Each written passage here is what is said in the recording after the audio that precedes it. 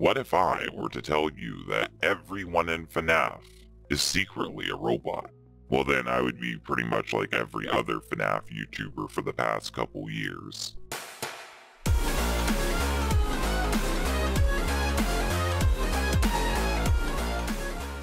So this is the one type of FNAF theory that really just annoys me, is the blank is a robot theory. And I've heard so many people put into this theory. I've heard Gregory's a robot, which is really popular. I've heard Vanessa is a robot. I've heard Vanessa is a robot of Vanessa, who's also a robot of Vanessa, who is the CEO of Fazbear. I've heard that pretty much every single character in FNAF was a robot. And this all stems from the FNAF books. In the FNAF books, Henry's daughter Charlie was a robot. He made a robot to replace her after she died. And full XJ9, everyone just saw this story and was like, oh my god, this means that literally anybody ever could be a robot. And my thing is that I don't think that that's what the story was implying. I don't think the story was implying that we should look out for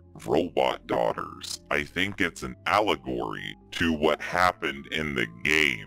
Because in the games, Henry's daughter died and got turned into the puppet, which would make his daughter turned into a robot. And with Afton, his daughter died and went on to possess Baby, which would mean that his daughter became a robot. And in the FNAF books, Afton literally has one of the Charlies and it looks like Baby. So, of course, that's an allegory. But instead of seeing this as like an allegory to relate to the video games, people take this literally and they look for literally anyone to be a robot. At this point, I've heard theories of any named character secretly being a robot. And there's really no way to disprove this theory because it could be true, I guess. I mean, who knows? But the reason why this theory really annoys me is it reminds me of a theory from the Pokemon fandom. In the Pokemon fandom, there was a theory called everyone is Ditto. There was a line in one of the games where someone mentions that a Ditto could turn into a person and you would never even know. Now this was a joke. It was meant to be a joke.